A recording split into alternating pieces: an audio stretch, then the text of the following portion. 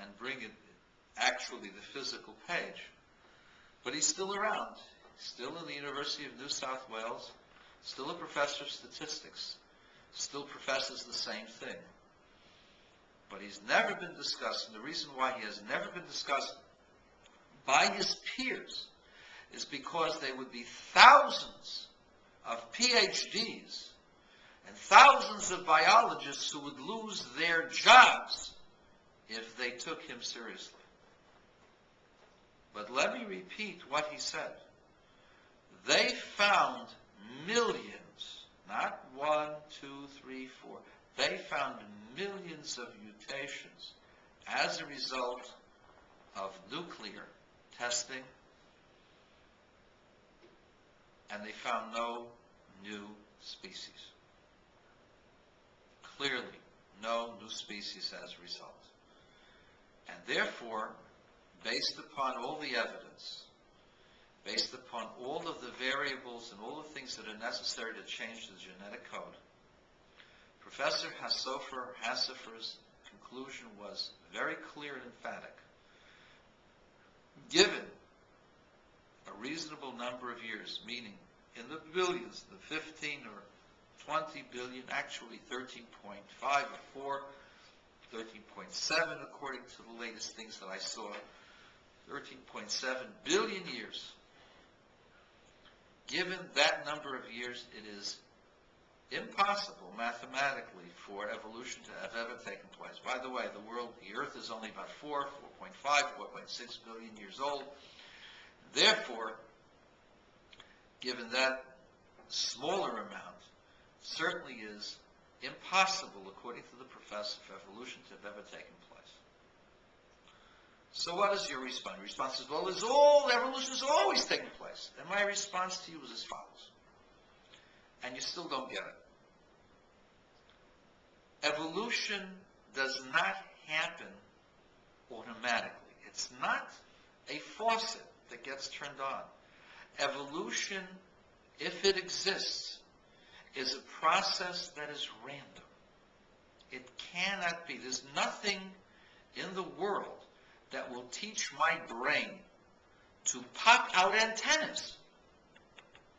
And if having antennas will allow more people to survive, then antennaed people will survive better than the ones without antennas, and therefore people will have antennas.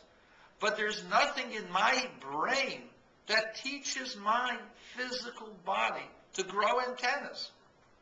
It has to be imposed by some outside condition.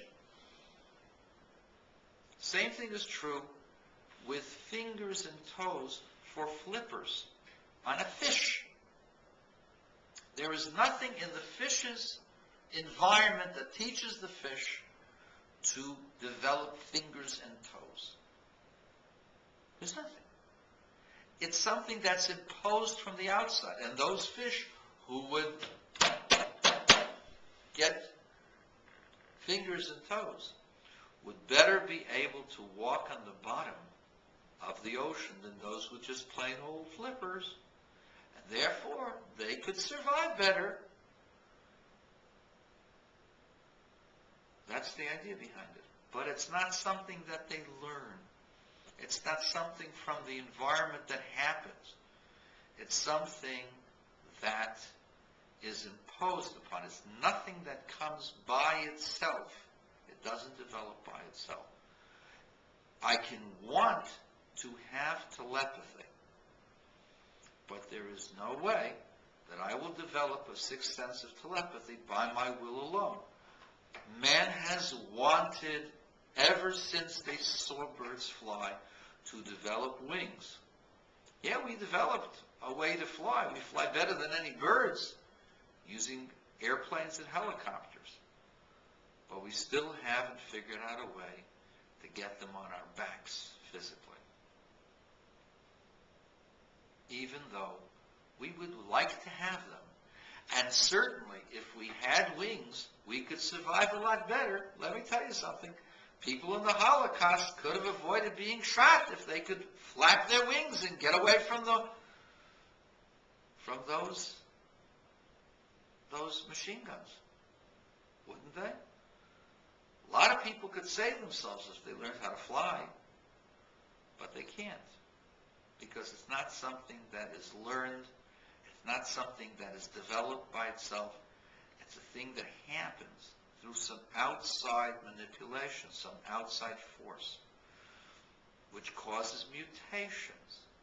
And those mutations have to be good and have to happen to two members at the same time to develop a third, to develop a next generation. And I got news for you, it's something that is random. If it's random and it happens, it has to happen today as well.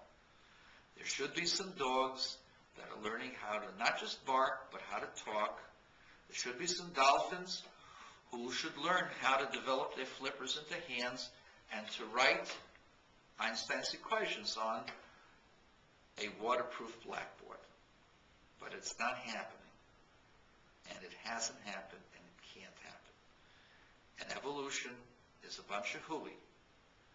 And the problem is that you are fed a line by some professors who really should be out of a job, but they don't want to discuss Professor A and HASOFER'S seriously, because they don't want to lose their cushy jobs.